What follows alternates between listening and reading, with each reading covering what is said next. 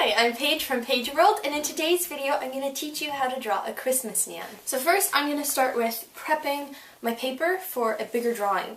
So if you're creating an image where it's not just like a character on a blank piece of paper and you actually want to have a background, you need to leave about ½ inch to an inch or more of space around your paper where your marker can bleed out. It makes it so you won't damage any of your other pieces of paper by going on to the other pages, but it also, when you actually go to get it printed, there won't really be any problems with your print not printing fully because you will have that inch or so border which helps protect your drawings. It's also good to have it because if you have loose leaf paper, often the corners get kind of scuffed. When you actually have space on the outside of your paper, then your drawing doesn't get damaged. It's just the paper around it that's meaningless. So first of all, what you're going to want to do is get your ruler. So I have my little bendable one. It's okay. The only thing, if you have rulers like this, you have to make sure you really hold it in place.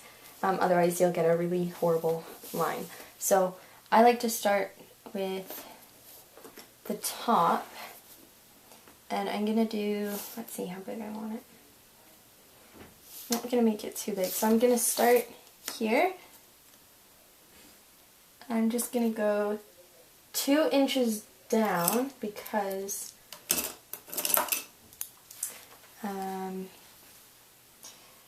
sorry, one moment. Yeah, I'm going 2 inches down because I don't like the spine here, so I just don't want to be anywhere near it. So that's about 5 centimeters. So just making dots all the way around. And then line them up. Then I hate that little bump that happens in the middle, but that's okay. Then I'm going to figure out how long I want it. So I'm thinking like I'll go to maybe about here, 22 centimeters. And again, you just want to do 3 dots. I find 3 is a good number, 3 or more. And then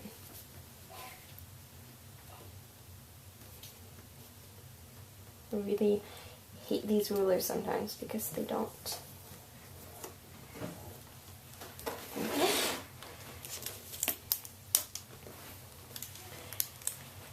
And then I'm going to decide how wide I want it. So I'm going to go and do a 1 inch border here, so 2.5 centimeters.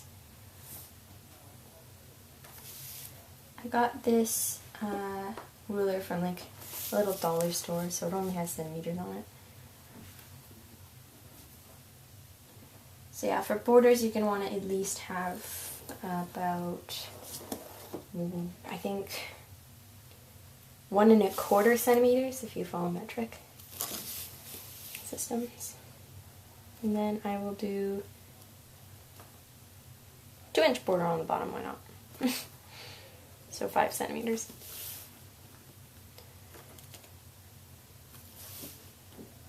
This part's really, really tedious and I hate doing it, but it's really good if you do full bleed drawings. I had to do this in my first year and second year classes at my school.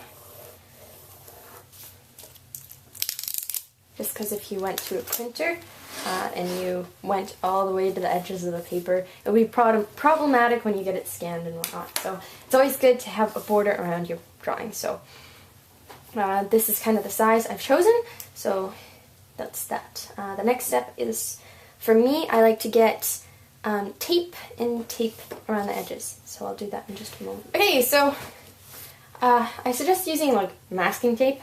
I usually just end up using Scotch tape. I always do this. But gotta make sure if you use Scotch tape, you gotta be really, really, really careful with it because sometimes it'll rip the paper. So if you're using like regular paper, I would not. I would wait until you had masking tape because it would eat it up. Luckily with marker paper though, if you don't let the masking tape sit there for like a couple days, it probably won't tear your paper apart. But I use very, very thick Copic paper. So then I just fold the little edges so when I peel it off it's much easier. And you just follow all the way around.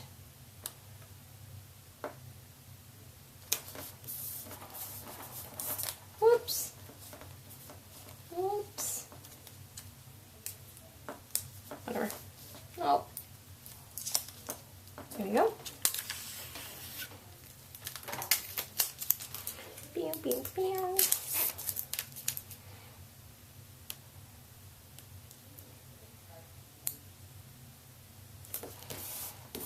And this is an important step just because if you want nice clean edges around your drawings, this is like the only way you can do it.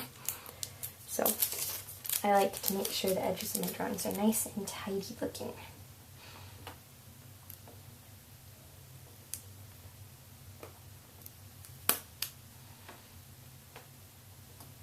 But masking tape is the best to use for this, but if you don't have any, you have nice thick paper that kind of has the